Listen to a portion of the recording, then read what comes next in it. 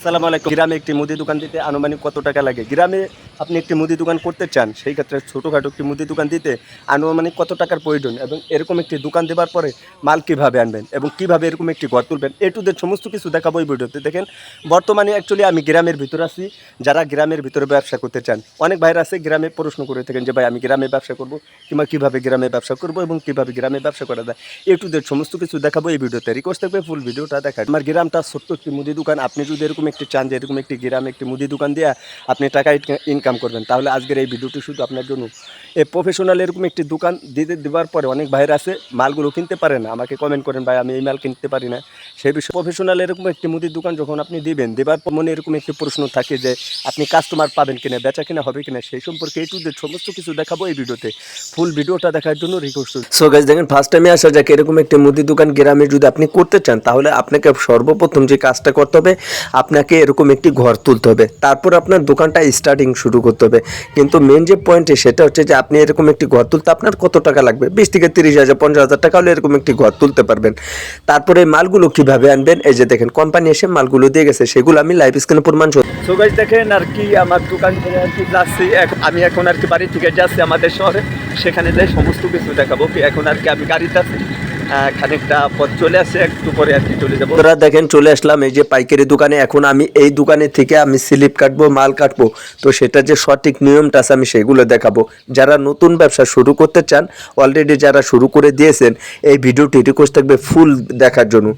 প্রফেশনালভাবে একটি মুদি দোকানে মাল কিভাবে কাটতে হয় এবং কিভাবে মাল বিক্রি করবেন, কাস্টমারের সাথে লেনদেন করবেন, সেই নিয়মটাই আমি দেখাবো। যদি আপনি এই ভিডিওটি মিস করেন, তাহলে সমস্ত কিছু আপনার মিস হয়ে যেতে পারে।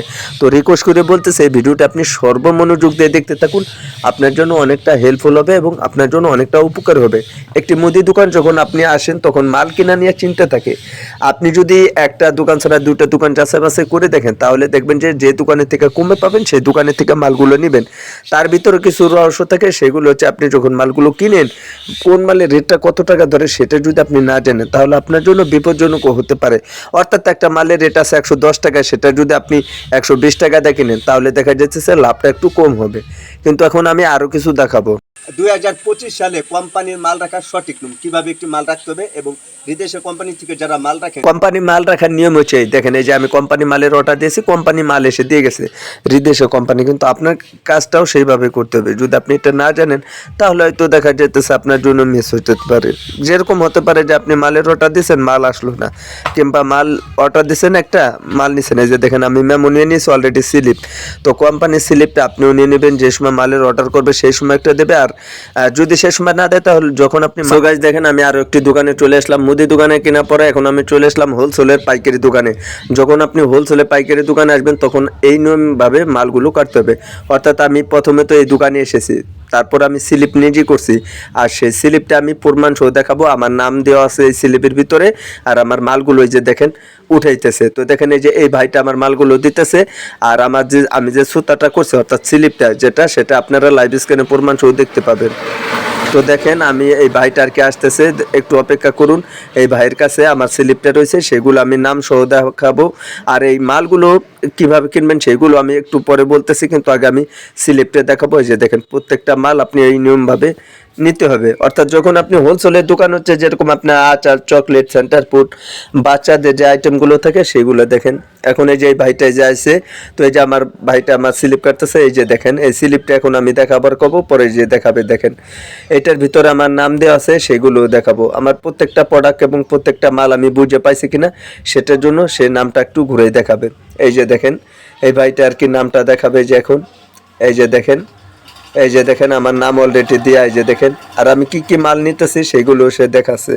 তো এই নিয়মভাবে আপনাকে মালগুলো কাটতে হবে। যখন আপনি দোকানে আসবেন, যে কোনো পাইকারি দোকানের স্লিপ আপনি নিজে পারলে করবেন, নইলে কর্মচারী থাকবে কিংবা মালিক থাকবে, তাদেরকে আপনি করাবেন। আর মালের ইচ্ছা মতন আপনি পছন্দ করতে পারেন। দেখেন এই কাকুটাও মাল নিতে আসে, আপনারা ওইভাবে এই কাজটা করবেন, তাহলে দেখা যাইতেছে আপনি মালগুলো সঠিকভাবে পাবেন। আর মাল উঠানোর সময় একটু ফলো করবেন যে তারা 1 নম্বর 2 নম্বর কোন মালটা দিল। অনেক ক্ষেত্রে দেখা যাইতেছে মালের ডেট থাকে না, সেগুলো আপনাকে দেখে আনতে হবে। যদি বাসায় কিংবা দোকানে এসে যদি দেখেন তাহলে হবে না।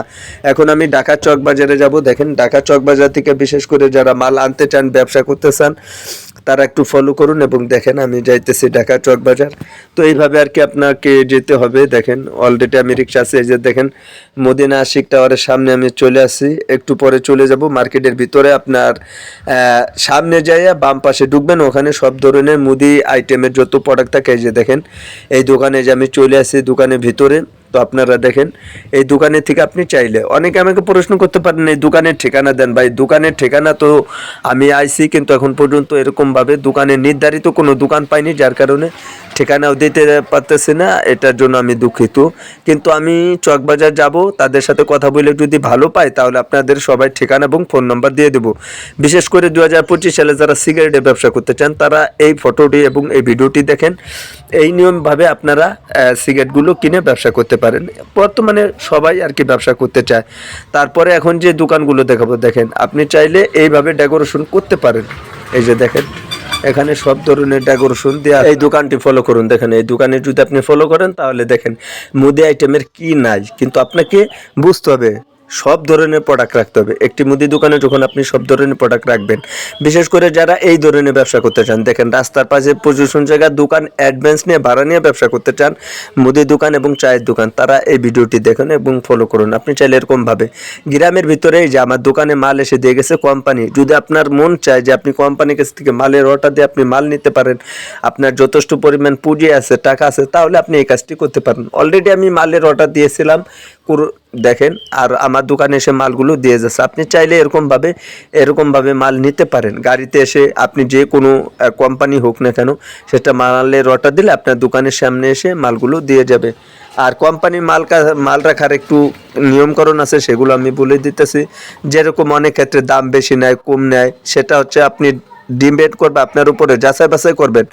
আর যদি ফোন নম্বর রাখবেন পাইকারি দোকানের থেকে যে আপনার মালের দাম কত আছে আর কত টাকা নেয়। দেখেন অনেক বাইরে আছে, যখন আপনি এই ধরনের মাল কিনবেন, কেনার পরে দেখা যেতেছে আপনার সাথে একটু ঝামেলা হতে পারে।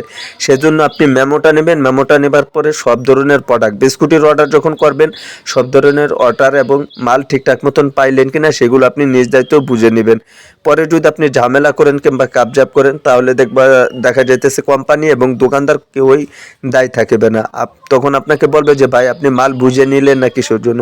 কিন্তু আপনাকে সেই কাজটাই করতে হবে, যে কোনো জিনিস আপনাকে বুঝে নিয়ে আমি মনে করি ভালো হবে। সো গাইস দেখেন আজকে আমি এই ভিডিওর ভিতরে সব কিছু দেখানোর চেষ্টা করলাম। গ্রামে যারা প্রফেশনাল একটি মুদি দোকান করতে চান, অল্প টাকা সামান্য পরিমাণ পুঁজি আছে, সেই টাকা দিয়ে একটি দোকান কিভাবে করতে হয় কিংবা অল্প টাকার মধ্যে কিভাবে দোকান করবেন সেগুলো আজকে এই ভিডিওতে দেখাইছি। একটি মুদি দোকান করতে গ্রামের কোন কত টাকার প্রয়োজন সব কিছু দেখাইছি, কিভাবে মাল কিনবেন, কিভাবে দোকান দেবেন, এই ভিডিওর ভিতর সমস্ত কিছু বোঝানোর চেষ্টা করলাম, দেখানোর চেষ্টা করলাম।